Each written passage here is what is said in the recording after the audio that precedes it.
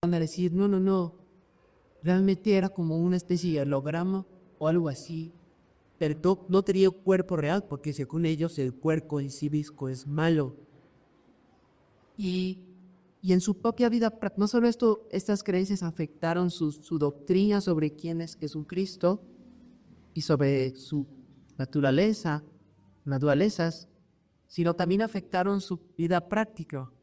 Al hacer este dualismo entre que el espíritu es bueno y que el cuerpo es malo, unos de ellos se fueron al extremo de tratar su cuerpo duramente, de ser extremistas en el trato de su cuerpo, maltratando su cuerpo para, según ellos, así crecer en la piedad. Casos de esos quizás hemos visto más cercanos de alguien para nosotros, el catolicismo romano, por ejemplo. Tratos el puerco que la Biblia jamás manda y que según ellos les ayudaba en su peregrinar espiritual. Pero otros de ellos, por este dualismo, por esta separación de cuerpo y espíritu, en lugar de ser estrictos con su cuerpo, llegaron a ser bien libertinos con su cuerpo. Y decir, bueno, como el espíritu es bueno y el cuerpo es malo, y están separados prácticamente, yo puedo dar rienda suelta a mi cuerpo con lo que sea que yo haga, entregarme a los placeres carnales de todo tipo, y eso no afecta a mi espíritu, mi relación con Dios.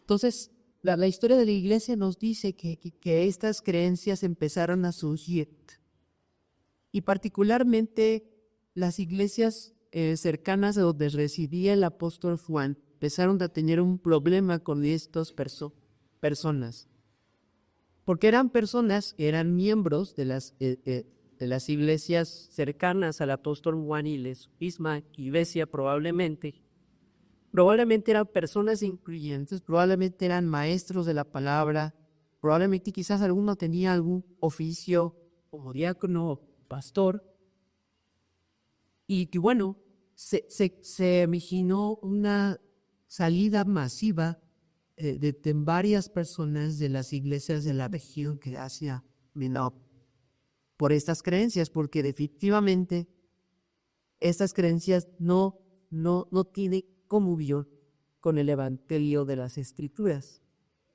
Creer que Jesucristo no se hizo hombre realmente, no se hizo carne, es una negación total del evangelio.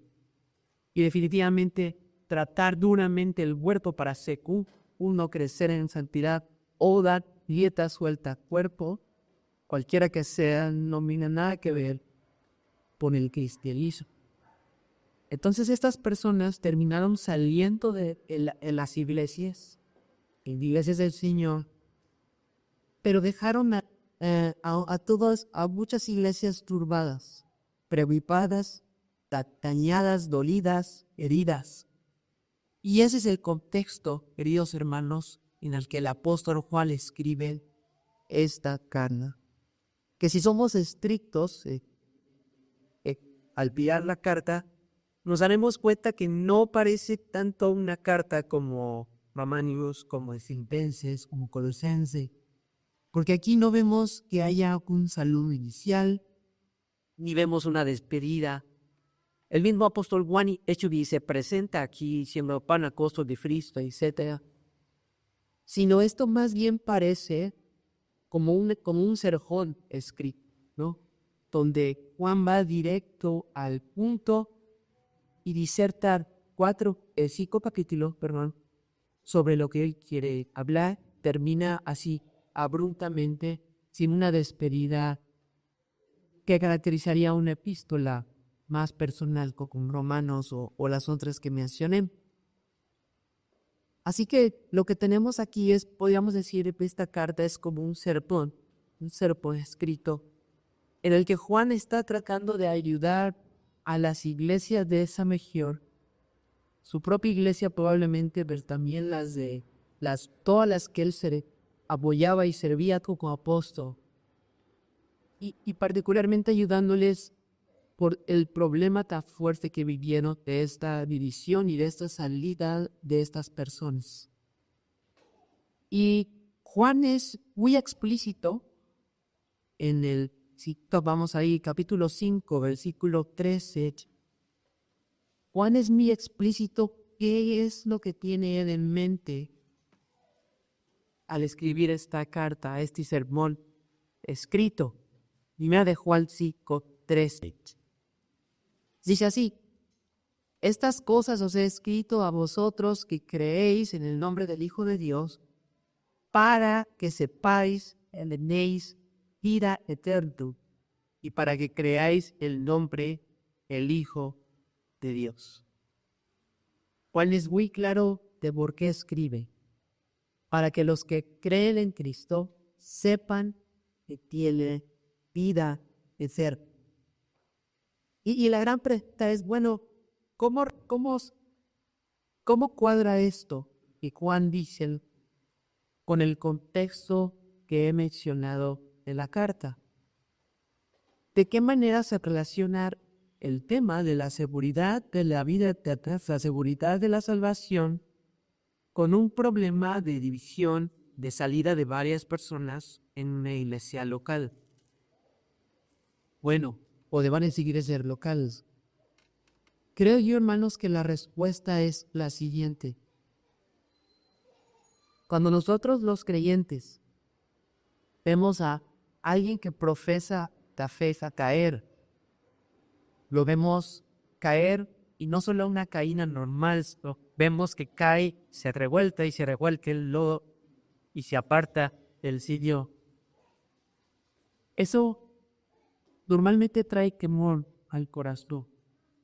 Y más si esta persona que profesa o profesaba la fe era alguien que respetábamos y admirábamos. Y más si era alguien que era un oficial de la iglesia, si era alguien que es pastor o un diácono. La caída de personas provenientes produce temor, inseguridad, dudas personales que más o menos van así.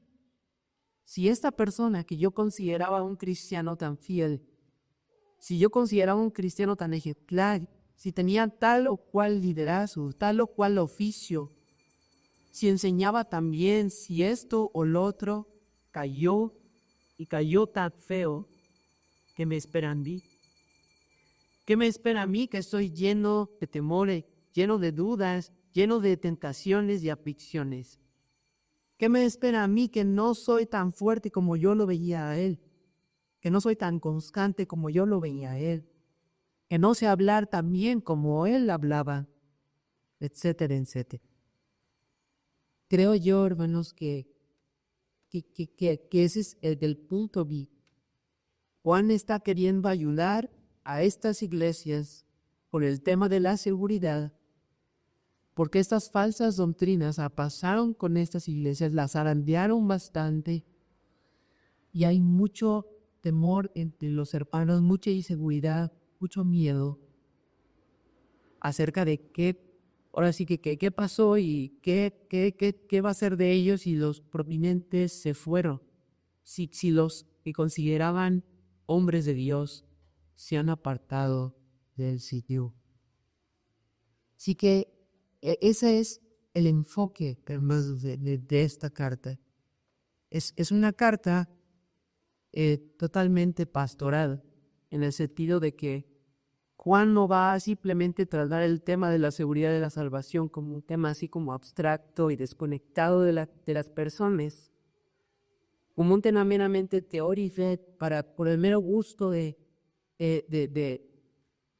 teoretizarnos, ¿cómo decirlo?, de elaborar argumentos por el mero gusto de hacerlo, sino que Juan está tratando con almas temblorosas, con creyentes dolidos, atisidos y seguros, con miedo sobre su propia salvación. Y esto nos ayuda mucho a entender, hermanos, que el tenor de la carta, el sabor de la carta que tenemos aquí no es negativo. ¿A qué me refiero?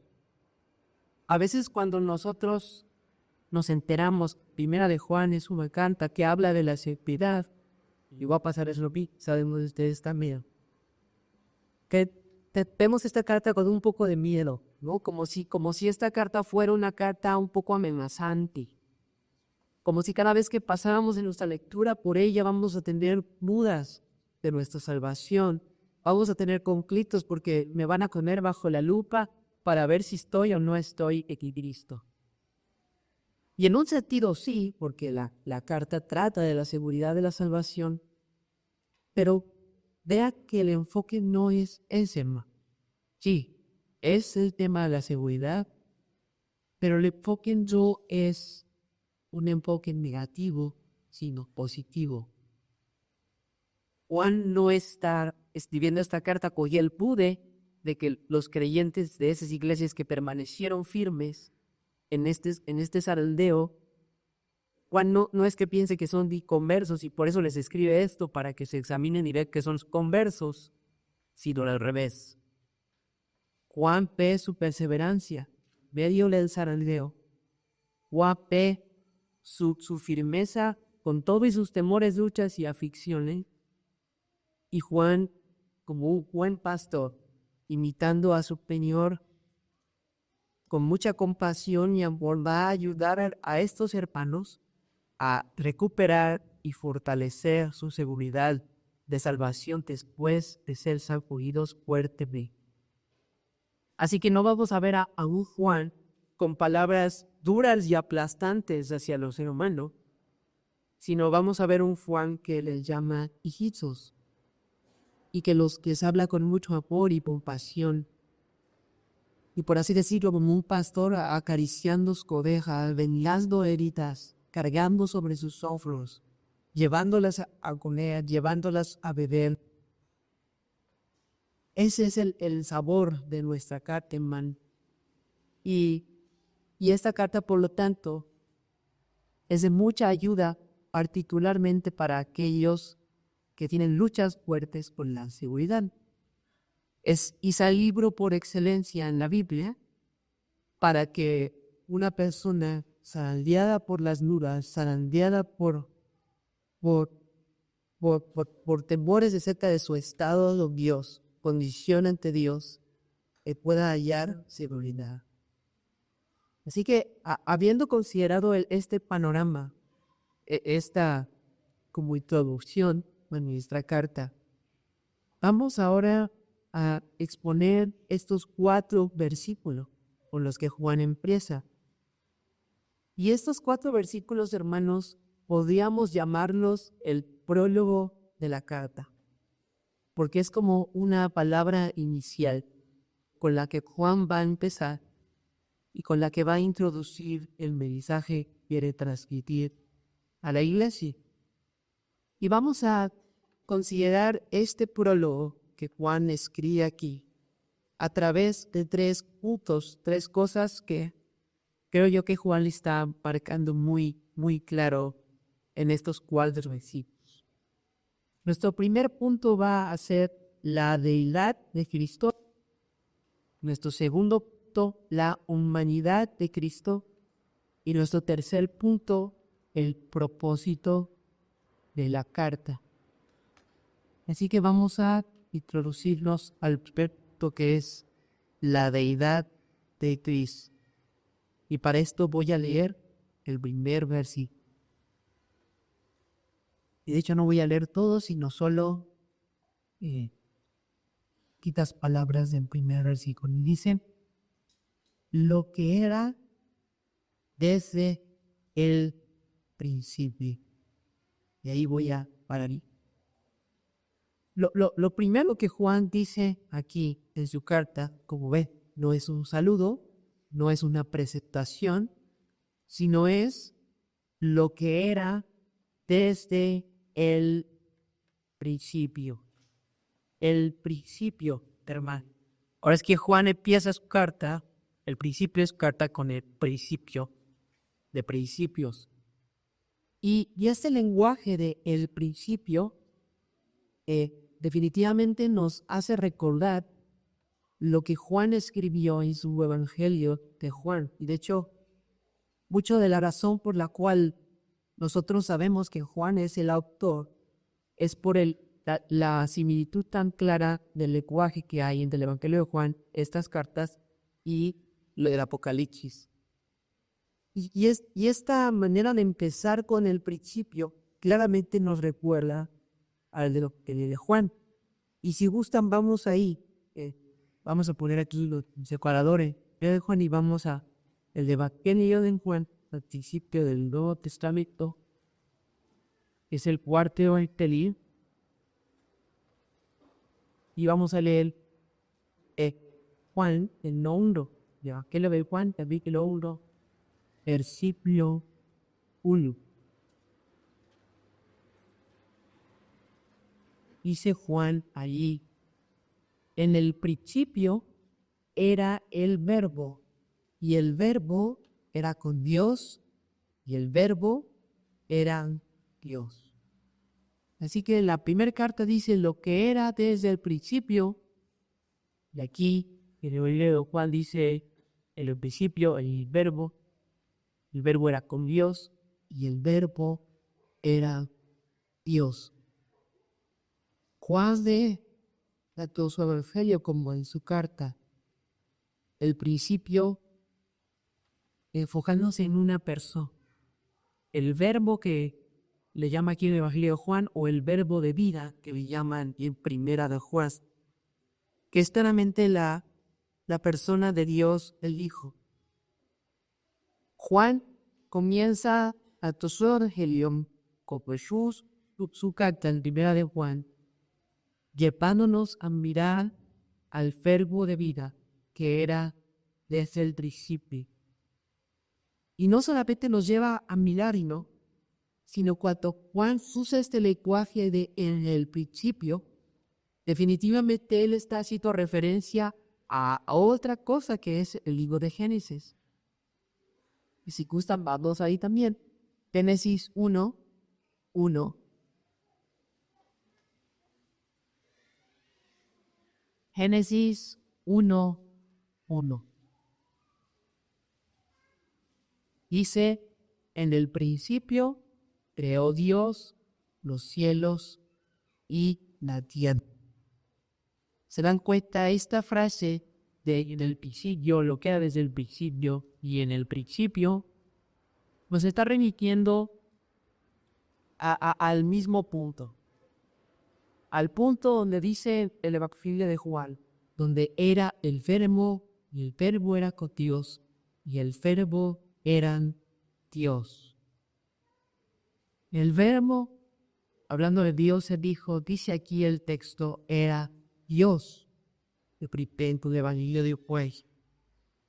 El sujeto que aparece en Génesis 1 es Dios, claramente. En el principio creó Dios los cielos, la tierra. Este verbo, Jesucristo, claramente es aquí identificado por Juan como Dios mismo. Dios el creador. Dios el que Génesis dice sea la luz y la luz fue. Dios el que estaba desde el principio delante de Dios. Dios el Hijo delante de Dios el Padre. Y eso es lo primero que Juan, volviendo aquí a primera de Juan, trae a nuestra mente con esta frase de lo que era desde el principio. Juan quiere dejar bien claro a estas iglesias que este Mesías, Jesucristo, que es obviamente el centro de la adoración total, el mediador y el rey exaltado de la iglesia cristiana. Juan quiere dejar aquí claro a los hermanos que este Mesías es Dios, que era desde el principio, Dios, y era Dios. ¿Y por qué? Porque definitivamente, hermanos, estos falsos maestros, al empezar a tergiversar estas ideas de que el espíritu es bueno y el cuerpo es malo y que Jesucristo realmente no se hizo el nombre, empezaron a ver varias vertientes de qué es lo que pasó con Jesucristo, el Mesías, qué es lo que sucedió, quién era él. Y obviamente una de las vertientes de esos pensamientos era contraria al pensamiento de Juan que está planteando aquí. Juan plantea la realidad de que Jesucristo no comenzó a existir en Belén de Judea cuando nació. Jesucristo no comenzó sus primeros pasos en Nazaret, sino que Jesucristo era desde el principio. Él es Dios, Dios el Hijo. Él tiene la misma naturaleza que el Padre y es igual a Él. O su misma esencia, la misma naturaleza. Eso es lo primero que Juan quiere que nosotros consideremos en el prólogo. Pero después pasamos ahora en este segundo punto, que es la humanidad de Cristo. Juan prosigue, y para esto voy a leer versículo 1 y 2. Dice después de lo que leí del versículo 1, lo que hemos oído, lo que hemos visto con nuestros ojos, lo que hemos contemplado y palparon nuestras manos tocante al verbo de vida, porque la vida fue manifestada y la hemos visto, y testificamos y os anunciamos la vida eterna, la cual estaba con el Padre y se nos manifestó. Juan no solo nos dice que este verbo de vida era desde el principio, sino Juan dice que ellos, y aquí ellos son los apóstoles, pues ahora en el plural, dice que ellos lo oyeron, ¿verdad? Dice que ellos lo vieron, lo contemplaron y lo palparon. Y con estas palabras, al decir que ellos lo oyeron, lo vieron, lo contemplaron y lo palparon, Juan está haciendo referencia al gran milagro de lo que conocemos como la encarnación. El gran milagro, el gran evento histórico, irrepetible, inigualable, el momento en el que Dios se hizo un hombre. El Dios invisible se hizo un hombre visible, y por eso dice aquí que ellos lo vieron. Juan no solamente lo vio cuando comenzó a seguirnos, sino es curioso, yo la verdad no sabía esto, pero Juan de hecho era primo de nuestro Señor. Así que muy probablemente lo vio desde que eran primos, desde que tenían cordial. Muy probablemente jugaron de chiquitos con sus cabritos o no sé con qué jugaban los niños de ese entonces. Muy probablemente Juan lo vio desde que eran muy, muy pequeños de edad. Juan vio de carne y hueso al Dios invisible. Pero no solamente lo vio, dice aquí, sino dice que él no solo lo vio, sino también lo oyó. Esa voz de Dios, ¿no? Que los israelitas donde estaban ante el monte Sinaí temblaron y dijeron que no hable Dios con nosotros para que no muramos. Juan escuchó esa misma voz y los apóstoles, pero ahora no en un monte con relámpagos y truenos y lleno del fuego y el temblor, sino de la boca de un ser humano, en la boca de un ser humano. Desde que eran niños, Juan escuchó en Cristo a Dios hablando. Conforme fue creciendo, lo fue escuchando y escuchando, y cuánto más cuando empezó formalmente su ministerio. Pero no solo eso, sino dice Juan que lo contemplaron, ¿no? Y esto obviamente se parece a que lo vieron, pero obviamente el contemplar algo nos sugiere algo más profundo quizás que ver. Nos sugiere quizás una mirada más atenta, quizás una mirada más profunda, una mirada más cercana, una mirada más asombrada y llena de deleite, de asombro, de estar impresionado, ¿verdad? De quién es este hombre y qué es lo que hace. Y definitivamente, sobre todo cuando Juan, junto con Pedro y Jacobo, ellos tres eran el círculo más íntimo del Señor Jesucristo. Y ellos particularmente vieron al Señor en la transfiguración. Cuando estuvieron con Él ahí en el monte y el Señor fue transfigurado, y por un momento pudieron ver la gloria del Hijo de Dios allí. Muy probablemente Él está hablando de eso, de cómo no solo lo vieron todas vidas, sino por un momento pudieron contemplar y pudieron ver quién es Él, ¿no? Realmente, y pudieron admirarse de que este hombre es Dios en la carne. Pero Juan termina aquí estas palabras diciendo, y palparon nuestras manos tocante al verbo de vida.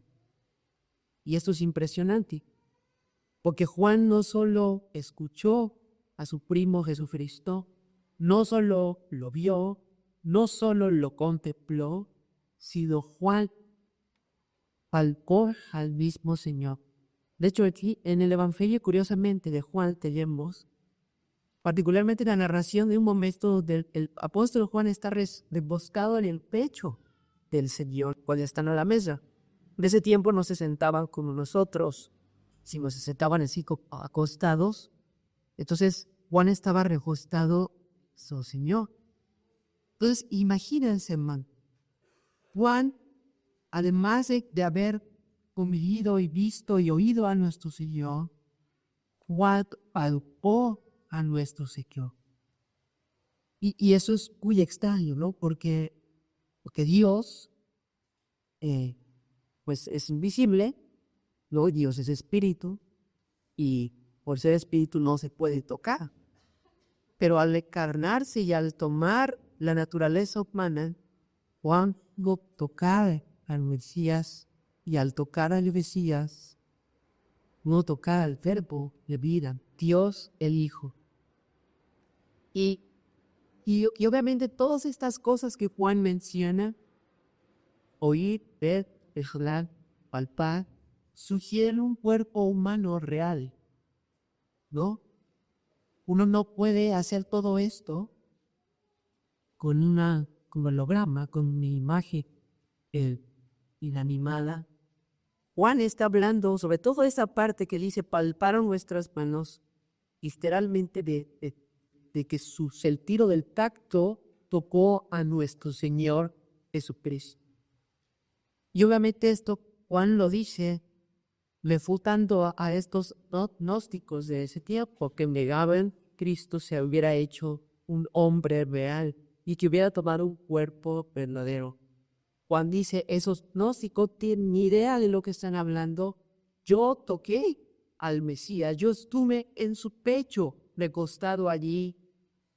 Yo estuve con él, yo lo escuché, yo lo vi, yo lo palpé. Al verbo de vida. Y note cómo allí en el versículo 2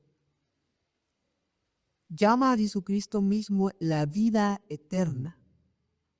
Dice, porque la vida, hablando de Cristo, fue manifestada y la hemos visto y testificamos y os anunciamos la vida eterna, la cual estaba con el Padre y se nos manifestó. Juan ve la esencia misma de la vida eterna en Cristo, posee el verbo de vida, y Juan está aquí celebrando la gloriosa realidad de que este verbo de vida, de que esta vida, el verte, estuvo con él como un ser humano de verdad, de carne y hueso. Y esto tiene total correspondencia con el Evangelio de Juan, capítulo 1, versículo 14. Si gustan, vamos a leerlo.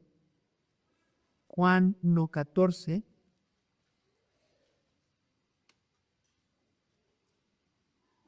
Dice el apóstol Juan 1, 14. Y aquel verbo fue hecho carne y habitó entre nosotros y vimos su gloria, gloria como del unigénito del Padre, lleno de gracia, de verdad. Es exactamente la misma idea de hablar de este Dios, Dios eterno, que tomó nuestra naturaleza, se hizo hombre y pudo ser visto, oído, tocado y contemplado y palpado por sus apóstoles y particularmente por Juan. Así que Juan comienza su prólogo hablándonos de este verbo de vida, de Jesucristo, y hablándonos de él, hablándonos de su deidad, lo que era desde el principio, de su humanidad, lo que hemos oído, visto, contemplado y palparon nuestras manos. Pero añade algo más Juan aquí al prólogo. Vamos entonces a nuestro tercer punto, que sería el propósito de la carta. Miren cómo dice en versículo 3 y 4 de Primera de Juan. Lo que hemos visto y oído, eso os anunciamos, para que también vosotros tengáis comunión con nosotros, y nuestra comunión verdaderamente es con el Padre y con su Hijo Jesucristo. Estas cosas os escribimos para que vuestro gozo sea cumplido. Entonces dice Juan ahí en el versículo 3, que lo que ellos vieron y oyeron es ese Mesías encarnado que ellos vieron y oyeron, contemplaron y palparon. Dice Juan, eso os anunciamos para que también vosotros tengáis comunión con nosotros. La palabra clave, hermanos, aquí es comunión. Juan dice, estoy escribiendo esto, hermanos de Asia Menor, para que ustedes tengan comunión con nosotros. Y otra vez el nosotros se refiere a los apóstoles. Que aunque ya partieron todos para ese entonces, Juan les posó solo en su experiencia del Señor Jesucristo. Juan y varios testigos fueron quienes estuvieron con él y lo vieron y vivieron y palparon. Y Juan anhela que aunque los creyentes de Asia Menor no puedan tener la experiencia que tampoco nosotros tenemos, en ver, oír, contemplar, palpar al Mesías, en ver su carne y sangre como él lo vio, Juan anhela que los creyentes de Asia Menor tengan comunión con Dios.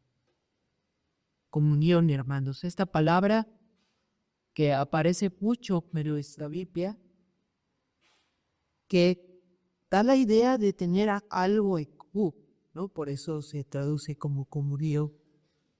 Y da la idea de participar de algo en común, de estar hundidos en la participación y la experiencia, disfrute de algo, o en este caso de alguien. Juan dice, yo quiero, hermano, que ustedes tengan comunión con nosotros y los apóstoles, y no porque ellos sean mi fin, no simplemente porque quieran que sea una comunidad bonita, ¿verdad? Algo así, sino Juan aclara, y nuestra comunión verdaderamente es con el Padre, por su Hijo Jesucristo. Juan y los apóstoles en Cristo encontraron la comunión con Dios. Unidos a Cristo, la vi, ¿no? Esta vi, ellos unidos gozando, unidos a Él, los apóstoles gozaron de la comunión con Dios, de poder tener ese compañerismo con Dios, esa amistad con Él, esa relación cercana e íntima con Él, participar de Él de una manera inigualable. Y lo que Juan anhela es que estos hermanos también tengan esa experiencia. Y noten, hermanos, que tener esta comunión curiosamente no está limitado a una vivencia física. Es decir, es obvio que los hermanos de Asia Menor aquí jamás, antes de que el Señor vuelva, iban a tener la posibilidad de ver, de oír, de contemplar, palpar al Mesías como ellos lo hicieron.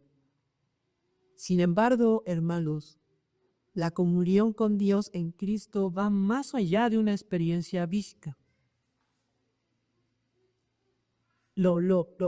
Sí, claro, los apóstoles experimentaron a Cristo físicamente, al verlo, oírlo, contemplarlo y palparlo, pero eso en sí mismo no garantizaba su salvación. Y ahí tenemos, por ejemplo, a Judas.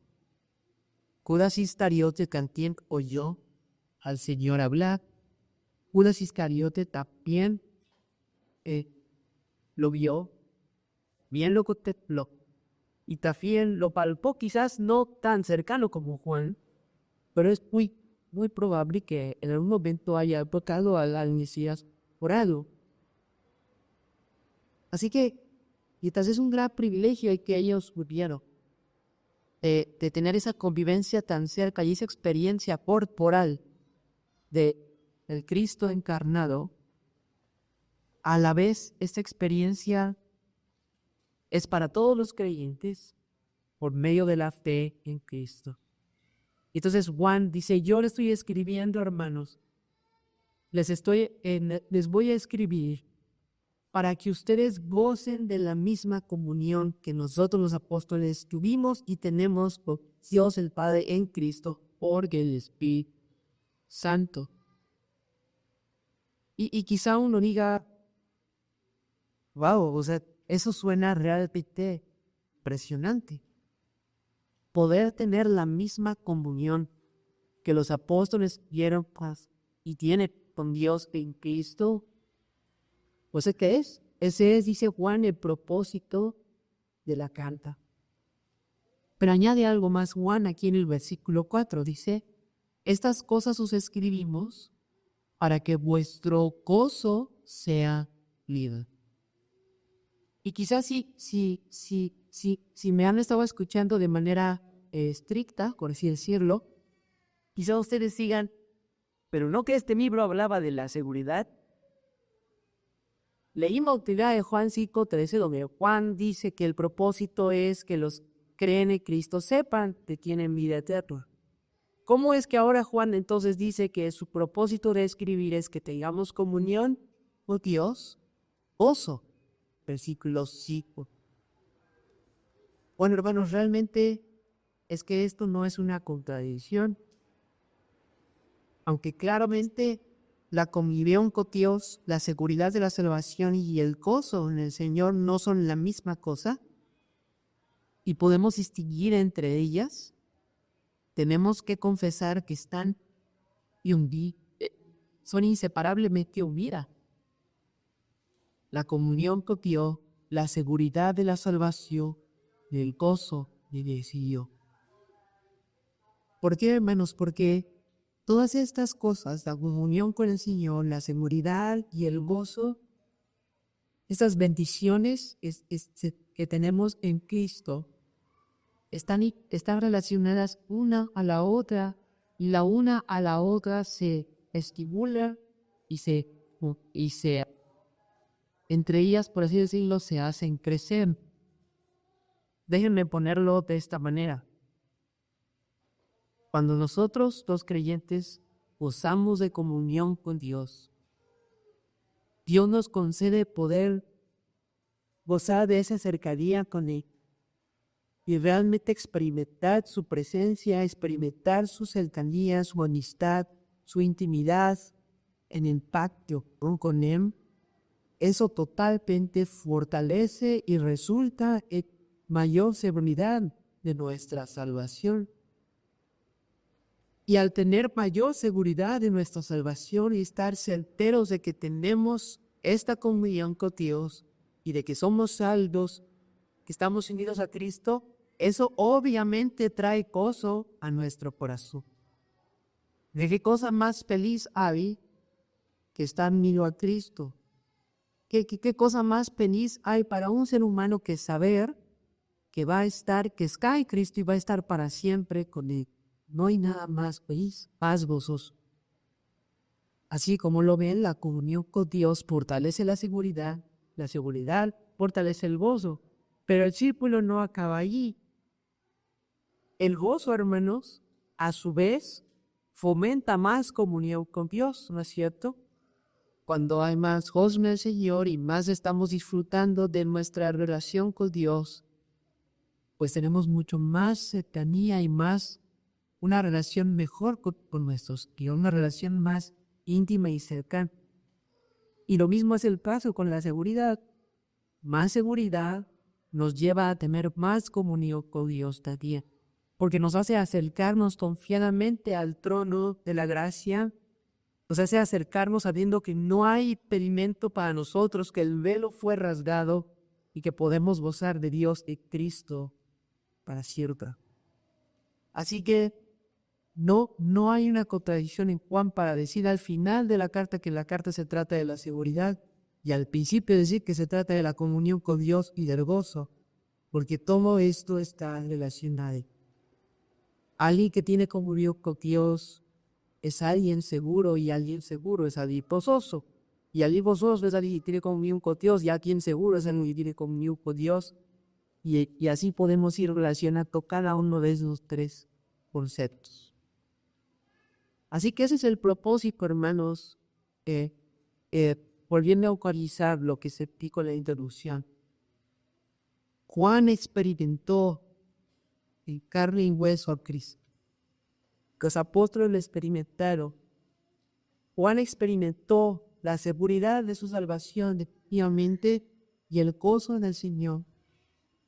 Y Juan sabe que estos hermanos, después de este problema, de esta división, no están gozando de la comunión con Dios como ellos.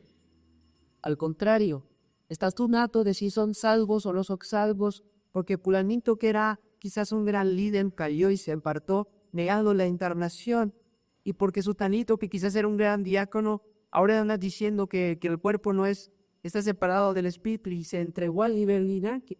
Y así, ejemplo tras ejemplo, han dejado a estas iglesias en innovación, sin gozar de la comunión con Dios, sin gozar de la seguridad, nuevamente con un corazón triste, no gozoso en el cielo. Y Juan dice, hermanos de Asia Menor, que yo conozco al Mesías, yo lo vi, yo lo oí, yo lo palpé y se los voy a anunciar para que ustedes vuelvan a tener esta comunión con el Señor, esta seguridad y este gozo en sus almas. Ese es el propósito de su germón espíritu. Y con eso termina Juan en prólogo de esta carta. Pero bueno, no vamos a quedarnos aquí nosotros esta mañana, sino vamos a llevar estas verdades que hemos aprendido a aplicación. Vamos a tratar de exprimir este prólogo y ver qué podemos sacar para nuestro provecho en esta mañana. En 4 aplicaciones para nosotros los creyentes quisiera que consideremos ahora que nos introducimos a esta carta. La primera aplicación, hermanos, es que es posible tener fe en Cristo, pero a la vez tener falta de seguridad. Y esto ya lo mencionamos en la Convención de Fe hace unas semanas, cuando estuvimos viendo este tema, pero es muy importante notarlo claramente aquí ya, ahora sí que el nivel de cancha, en esta palabra misma de Dios, en esta cara. Aquí tenemos, hermanos, a creyentes verdaderos, personas que creen en el Hijo de Dios, personas que han perseverado después de un huracán de falsas doctrinas y falsas enseñanzas, y con todo y que están mareados y abatidos, están de quiebra, están firmes, siguen creyendo en el Mesías, siguen confiando en Él aunque están probados. Y eso nos hace ver que es posible tener fe en Cristo real, pero tener en ocasiones falta de certeza y falta de gozo también. Y no la experiencia ideal de nuestra comunión con el Señor, ¿no? ¿Y por qué es importante aclararlo y ponerlo como una aplicación para nosotros? Porque, hermanos, a veces nosotros en este tema de la seguridad podemos llegar a pensar que si una persona no tiene certeza, no tiene fe. O si una persona no está gozando de su Señor como debería, no tiene fe. O si no está experimentando la comunión con Dios como debería, no tiene fe. Pero esta carta nos dice, no es forzosamente así. La vida cristiana es compleja, es difícil. Hay cosas que uno no espera que sucedan a veces. Y tanto la seguridad como el gozo, la experiencia de nuestra comunión con Dios fluctúan, varía. Ahora, esta aplicación no la digo para causar negligencia en los creyentes en no cosas de la seguridad como deberían usarla, sino al contrario. Lo digo para que cobre atina, para que cobre algo de fuerza y esperanza en este tiempo que la seguridad se pudo haber ido o que parece que se fue. A veces cuando uno piensa que si no hay seguridad es que no hay fe, uno puede ir todavía más. Pero considerar que alguien puede tener fe en seguridad y a la vez tener problemas con seguridad nos ayuda a ser más realistas y a poder examinar nuestra condición mejor y a tomar el mejor remedio para nuestra situación también. La segunda aplicación sería que es claro, hermanos, que Dios quiere que tengamos seguridad de salvación.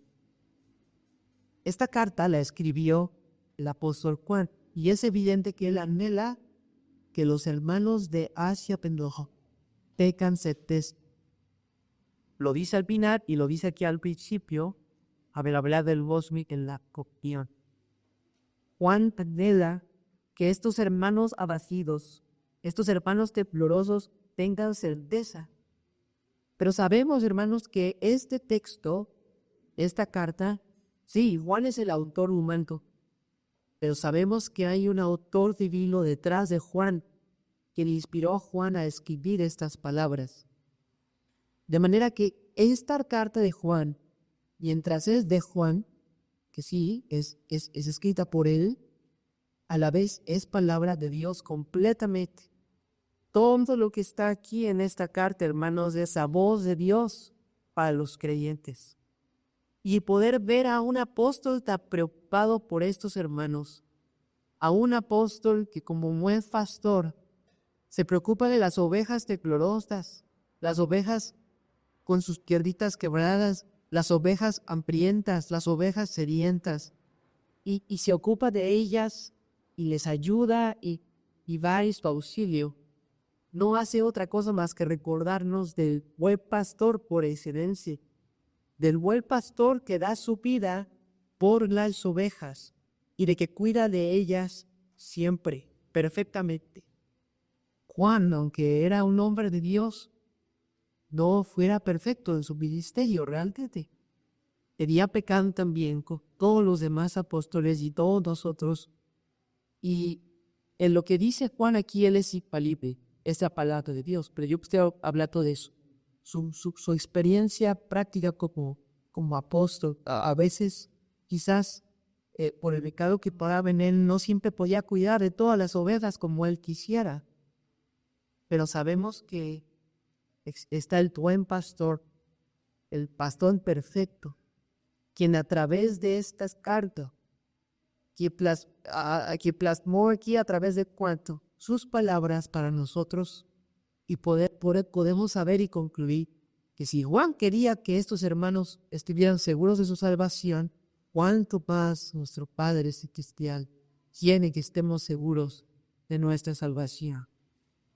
Así que, hermanos, si alguno aquí tiene luchas fuertes con la seguridad, que sea un gran aliento, no solamente que es posible tener luchas con la seguridad, sino que sea un gran aliento saber que Dios quiere que salgamos de ese estado, que Dios quiere que sus hijos tengan comunión con Él, que Dios quiere que sus hijos, para que su gozo sea cumplido, como dice aquí el versículo 4, que Dios quiere que los que creen en el tipo de Dios sepa que tienen vida eterna, es voluntad de Dios.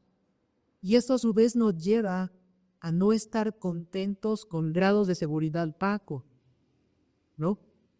Porque si Dios quiere que tengamos seguridad, quiere decir, hermanos, que es un mandamiento de Dios. Y cree en el Hijo de Dios, véngansevosla. Dios, Dios es un buen padre, hermanos. Y Dios no quiere que sus hijos estén inseguros y dudando. Dios quiere que los que creen en el Hijo de Dios sepan que tienen vida eterna y que eso nos aliente a buscar más y más seguridad, sabiendo que la vamos a encontrar si la buscamos apropiadamente. De eso vamos a aprender más nuestra carta. Tercera aplicación. El Cristo verdadero, o sea, el Cristo que es Dios y es hombre, es necesario para ser salvos y tener seguridad. Eso es muy, muy interesante, hermano. Porque en esta carta que va a ver la seguridad, a veces pensamos que Primera de Juan son puras evidencias. Como si Primera de Juan solo fuera la lista de 10 evidencias de cristiano para que uno haga su checklist. Y en un sentido sí, hay muchas evidencias. Pero antes de cualquier otra cosa, veamos cómo lo que más le preocupa a Juan en primera instancia es presentar la identidad correcta del verbo de mina, la identidad correcta del que era desde el principio, la identidad correcta del que él y los apóstoles oyeron, vieron, contemplaron y palparon. No es ninguna otra que ser verdadero Dios y verdadero hombre. Solamente este Cristo verdadero es el fundamento necesario para la seguridad, queridos amigos, el fundamento principal, perdón, para tener seguridad. Queridos amigos, queridos hermanos, perdón, miremos esto, miremos cómo no solamente es importante la vida de una persona para saber si es salvo o no, sí lo es, pero en primera instancia es necesario saber qué es lo que esa persona cree de Cristo. ¿Quién es Cristo para ella? ¿Quién es el Señor para esa persona? Fue la misma pregunta que Cristo les hizo a los apóstoles. ¿Sí dicen ustedes que soy yo? Porque la respuesta a esa pregunta, hermanos, es determinante en este tema. Quizás estos gnósticos, estas personas que salieron de mi iglesia, quizás algunos de los que eran muy estrictos parecían no tener pecado alguno. Y quizá parecían ante los ojos de los demás ser personas muy rectas y muy, muy morales. Pero detrás de esa moralidad había una negación de la humanidad real de Cristo. Y eso los quita totalmente de la salvación y obviamente de la seguridad de la Cristo. El Cristo verdadero, hermanos, es necesario para ser salvos plenamente y también para tener seguridad. Y la cuarta aplicación se deriva totalmente de esta, es que la seguridad desde salvación siempre debe comenzar en la persona y obra de Cristo. Y vuelvo a hacer aquí el comentario, hermanos, de que veamos el orden que Juan sigue aquí al tratar este tema por los documentos de Asimilón. Es verdad, las evidencias dan seguridad a un creyente, lo vimos en el estudio de la mutación. Es verdad, el testimonio del Espíritu da seguridad al creyente. También lo vimos en este estudio de la confesión. Pero en este estudio de la confesión comentamos algo que aquí lo estamos viendo, ahora sí que, y palpando en nuestro pasaje. Y es que antes de las evidencias, antes del testimonio del Espíritu, está Cristo mismo. El Cristo que nos es presentado en el Evangelio, en esas promesas libres y gratuitas de salvación a todos los queridos amigos, queridos hermanos, perdón. Jesucristo es el punto de partida y siempre debe serlo en la búsqueda de la verdad. Si invertimos en orden, si queremos empezar primero con la evidencias o primero con el testimonio del Espíritu, nos vamos a revolver y no vamos a llegar a esta seguridad que Juan quiere que tengan los creyentes, que Dios quiere que tengamos nosotros. El primer paso que Dios guía a Juan a tratar aquí es quién es Cristo y qué ha hecho Cristo. La persona y la obra de Cristo son el punto de partida y permanecen siendo el fundamento principal de la seguridad toda la vida del creyente. Lo vimos en el estudio de la confesión. Nuestro hermano Iván nos comentaba cómo nuestras seguridades, la experiencia de la seguridad es como un triciclo. Y cómo, mientras las tres ruedas del triciclo son importantes y sostienen al conductor y le ayudan a avanzar, es obvio para todos que entre las tres ruedas hay una que es más importante que las otras.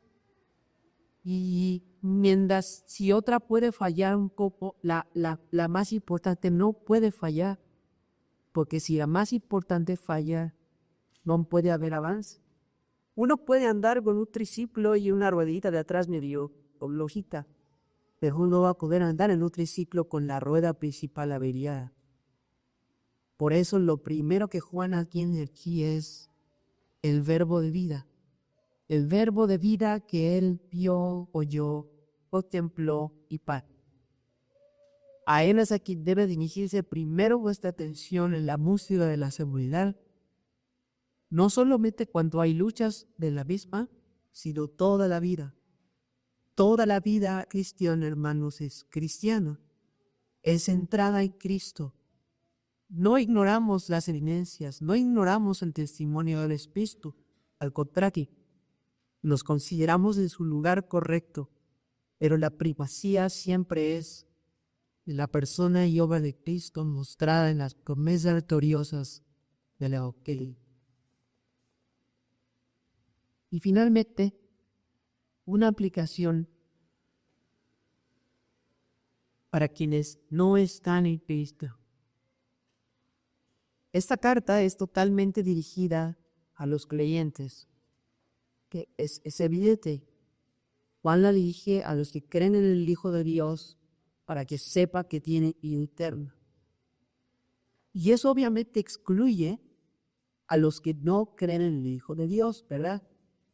Si Él escribió para que los que creen tengan la seguridad, sepa que tienen vida eterna, luego entonces quienes no creen en el Hijo de Dios no deben tener seguridad. Y ese es lamentablemente el mensaje esta mañana para quien no cree en el Hijo de Dios. Querido amigo, tú estás aquí hasta mañana y no confías en Cristo. Tu fe para ser salvo no descansa solo, ¿eh? No puedes tener seguridad de vida eterna porque la vida eterna solo está en Él. Si estás confiando en otra cosa que no sea Cristo, esa otra cosa no te va a dar jamás la vida eterna. Porque solo hay un camino para ser salvados, Cristo dijo. Jesús dijo, yo soy el camino, la verdad y la vida. Nadie va al Padre y no es por mí. Nadie, absolutamente nadie, ni siquiera el más moral y recatado de los hombres, ni siquiera el que externamente parece ser el mejor portado de los niños o de los jóvenes o de los adultos. Nadie va al Padre por sí mismo, ni por otra persona, ni por otra cosa que no sea Cristo. Así que podrás esforzarte mucho como algunos gnósticos de aquí, que se esforzaban mucho por latillarse y por adivinar demasiado y por los extremos en los que sometían sus cuerpos, según ellos, para vencer al pecado, para crecer y todo eso. Juan dice aquí, no sirve de nada, absolutamente nada. El esfuerzo humano jamás podrá conseguir la salvación, porque somos pecadores, querido Simo. Los pecadores no pueden heredar la vida eterna.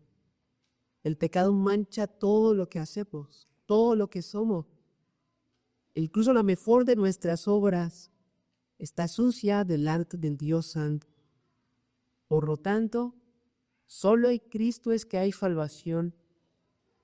Y mientras el primer mensaje para ti que no eres salvo es bastante duro, porque es bastante feo, que verían a uno que lo que uno hace no sirve, que lo que uno hace no ayuda para salvarse, no es suficiente. Pero después de herir, el Evangelio nos da un mensaje que sana la herida, que es como un gran bálsamo musical para el alma, y da tranquilidad al corazón. El mensaje del Evangelio que nos dice que este verbo de vida, que era desde el principio, que estaba con Dios, que era Dios, se hizo hombre, se hizo carne y habitó entre nosotros. Y entre nosotros estuvo manifestándose ante los hombres, viviendo una vida perfecta, venciendo toda tentación del diablo y del mundo. Y después de conseguir una vida absolutamente perfecta, Jesucristo fue a la cruz del Calvario, entregado injustamente, pero habiendo sido decretado eso por Dios, Cristo se entregó totalmente a sus acusadores, subió al monte Calvario, fue clavado en la cruz, y en esa cruz del Calvario sufrió nuestro castigo. La ira de Dios que nosotros debemos recibir, el ser cortado de la comunión por Dios, el ser maldecido por Dios, el ser molido por nuestros pecados, como dice Isaías. Eso es lo que Cristo sufrió en la cruz para pagar nuestro maldad, nuestro pecado. Y después de pagar esa deuda, Cristo se levantó entre los muertos al tercer día. Se levantó mostrando su victoria sobre el pecado, sobre el diablo y sobre la muerte.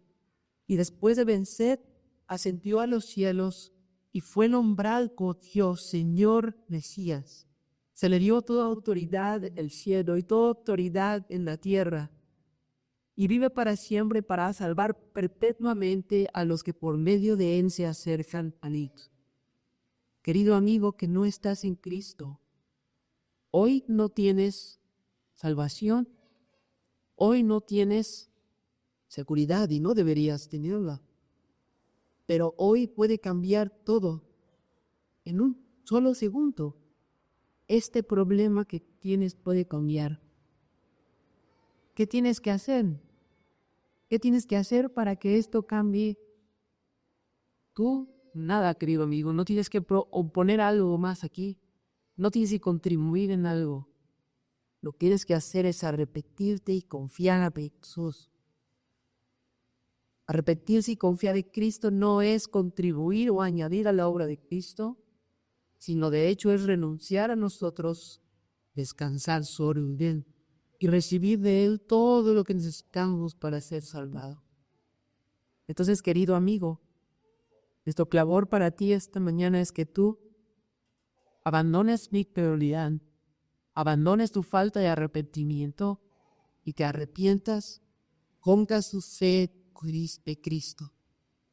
Si crees en el Hijo de Dios, entrarás a vida eterna. Y si crees en el Hijo de Dios, podrás tener esta seguridad de estar en paz con Dios, pero solo hasta creer. Si permaneces sin fe, sin arrepentimiento, como ya nos dice que perecerás porque no hay otro camino. Entonces ese es el mensaje para ti que no estás en Cristo. Arrepiéntete, pon tu fe en Jesucristo y si lo haces hoy, serás salvo para sí. Que Dios nos bendiga a través de esta carta, a través de este pasaje, para que podamos tener comunión verdaderamente por el Padre, por su Hijo mismo. ¿No? Señor, le damos gracias por tu palabra. Le damos gracias, Señor, por este texto, Señor, que está aquí, de Primera de Puerto.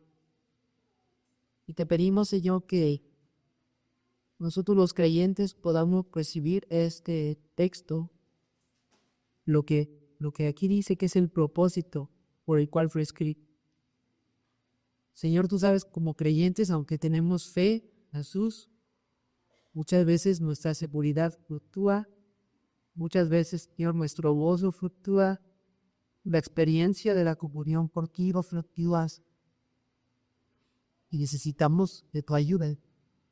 Te pedimos que estas palabras, Señor, escritas aquí en este libro, sean de ayuda, Señor, para que nosotros podamos gozar más de esa comunión que tenemos de Cristo y para que también nosotros podamos crecer en nuestra seguridad y por lo tanto en gozo de estar en paz. Le pedimos tu ayuda, Señor, porque tenemos muchas dificultades, quizás no hayamos vivido exactamente lo que estos hermanos de Asia Menor vivieron, pero definitivamente nuestra seguridad es sustentada continuamente por muchos enemigos y necesitamos tu ayuda para poder crecer, madurar y experimentar más de esa seguridad y ese hermoso que hay en esto. Y pedimos por los que no son salvos, para que ellos puedan ver y aún la vida más rigurosa, la vida más esposada fuera de Cristo puede contaminar. Pero vamos que ellos puedan hoy arrepentirse, ponerse fe solo en Cristo.